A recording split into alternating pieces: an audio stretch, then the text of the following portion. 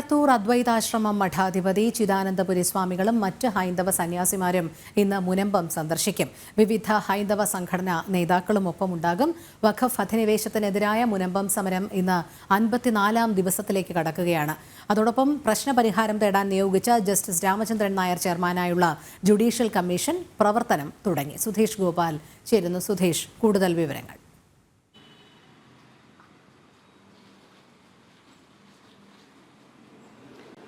രോഹിണി, കുളത്തൂർ അദ്വൈതാശ്രമം മഠാധിപതി ചിദാനന്ദപുരി സ്വാമികൾ ഇന്ന് ഉച്ചയ്ക്ക് 2:30 മുനമ്പം സമരപ്പന്തലിലേക്ക് എത്തുന്നത്. ഇതോടൊപ്പം തന്നെ ഹൈന്ദവ സംഘടനാ നേതാക്കളും ഒപ്പമുണ്ടാവും, മറ്റ് സ്വാമിമാർ ഒപ്പമുണ്ടാകും. ഇത് വലിയ ഒരു ആത്മവിശ്വാസം മുനമ്പം ജനതയ്ക്ക് പകരുന്നതാണ്. അവിടെ എത്തി അവർക്ക് ഐക്യദാർഢ്യം പ്രഖ്യാപിക്കുകയോ അവരുമായി അവരുടെ ആശങ്കകൾ സംബന്ധിച്ച് ആശയവിനിമയം നടത്തുകയൊക്കെ ചെയ്യും എന്നതാണ് ഇന്നത്തെ വരവ് കൊണ്ട് ഉദ്ദേശിക്കുന്നത്. അത് അവിടുത്തെ മുനമ്പം ജനതയെ സംബന്ധിച്ചിടത്തോളം വളരെ ആത്മവിശ്വാസം നൽകുന്നതും ആശ്വാസം പകരുന്നതുമാണ്. ഇതേ സാഹചര്യത്തിൽ തന്നെ നമുക്ക് എടുത്തു പറയേണ്ടത്, പ്രതിപക്ഷ നേതാവ് വി ഡി സതീശൻ പറഞ്ഞിരുന്നു, എല്ലാ മുസ്ലിം സംഘടനകളുമായും താനും അതോടൊപ്പം തന്നെ ശിഹാബ് തങ്ങളും മറ്റും ചർച്ച നടത്തുകയും അവർ എല്ലാം തന്നെ വഖഫ് ഭൂമി അല്ല മുനമ്പത്തേതെന്നത് അവർക്കെല്ലാം ബോധ്യപ്പെട്ടിട്ടുള്ളതാണ്, അത് ഞങ്ങളാണ് ബോധ്യപ്പെടുത്തിയത് എന്നെല്ലാം അവകാശവാദം ഉന്നയിച്ചിരുന്നു. എന്നാൽ വിവിധ മുസ്ലിം സംഘടനകൾ PDP അടക്കമുള്ളവർ ഇപ്പോൾ രംഗത്ത് വരുന്നത് ഇത് വഖഫ് ഭൂമി തന്നെയാണ് എന്ന് പരസ്യമായി പ്രഖ്യാപിച്ചുകൊണ്ടാണ്. ഇന്ന് PDPയുടെ വാർത്താ സമ്മേളനവും നടത്തി ഇത് മുനമ്പത്തേത് വഖഫ് ഭൂമി തന്നെയാണെന്ന് സമർത്ഥിക്കാൻ അവർ ശ്രമിക്കും.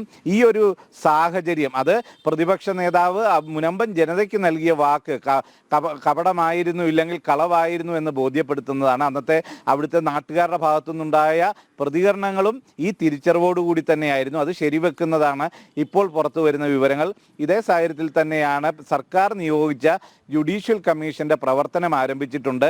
എത്രയും വേഗം പ്രവർത്തനം പൂർത്തിയാക്കാനുള്ള ശ്രമം നടത്തും എന്നതാണ് അദ്ദേഹം പറയുന്നത്. എന്നാൽ അത്തരം ഒരു ജുഡീഷ്യൽ എൻക്വയറിയുടെ ഭാഗമായി വരുന്ന റിപ്പോർട്ടിന്മേൽ എന്ത് നിലപാടാവും സർക്കാർ എടുക്കുക എന്നതടക്കമുള്ള കാര്യങ്ങളാണ് ഏറ്റവും നിർണായകമാകുക. അത്തരം ഒരു സാഹചര്യം വരുമ്പോൾ സർക്കാർ അവരുടെ നിലപാടുകൾ ഏത് രീതിയിൽ സ്വീകരിക്കുമെന്നതിനെ അടിസ്ഥാനമാക്കിയായിരിക്കും വഖഫ് വിഷയത്തിൻ്റെ ഒരു പരിഹാരം എന്നത് തന്നെയാണ് നമുക്ക് സംസ്ഥാന സർക്കാരിൽ നിന്നും നോക്കിക്കാണാനുള്ളത്. അവിടെ പാലം വലിക്കുമോ എന്ന ആശങ്ക മുനമ്പൻ ജനതയ്ക്കുണ്ട്. ഈ രീതിയിൽ മുനമ്പൻ ജനതയുടെ ആശങ്കയ്ക്ക് ഒരു അറുതിയും ഉണ്ടാവാത്ത സാഹചര്യത്തിലൂടെയാണ് ഇപ്പോഴും കടന്നു പോകുന്നത്. ഇന്ന് 54ാം ദിവസമാണ് സമരം.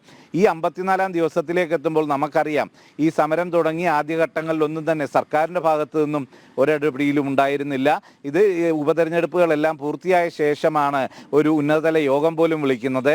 അതിനെ വിമർശിക്കുന്ന UDF നേതാക്കൾ അവിടേക്ക് എത്തുന്നത്, കോൺഗ്രസിൻ്റെ ജനപ്രതിനിധികൾ അവിടേക്ക് എത്തുന്നത് ഇതിന് എല്ലാം ശേഷമാണ്. ഏറ്റവും അവസാനമായി എത്തുന്നു. ഇതേ സാഹചര്യത്തിൽ തന്നെ ഭരണപക്ഷം ഇല്ലെങ്കിൽ മന്ത്രി രാജീവ് ചൂണ്ടിക്കാട്ടുന്ന ഒരു കാര്യമുണ്ട്. ഇവിടുത്തെ മുനമ്പം ജനതയുടെ കരമടയ്ക്കാനുള്ള അധികാരം പുനഃസ്ഥാപിക്കാനുള്ള ഒരു നീക്കം നടന്നപ്പോൾ അതിനെതിരെ നിയമസഭയിൽ സബ്മിഷൻ അവതരിപ്പിച്ചത് UDF MLA ആണ്. അത്തരത്തിൽ നീക്കം നടത്തിയവരാണ് 10 മിനിറ്റ് കൊണ്ട് പ്രശ്നം പരിഹരിക്കാമെന്ന് പറയുന്നത്. ഈ രീതിയിൽ സർക്കാരും പ്രതിപക്ഷവും മുനമ്പൻ ജനതയെ വഞ്ചിക്കുന്ന സമീപനത്തിലൂടെയാണ് കടന്നു പോകുന്നത്. രോഹിണി, ശരി.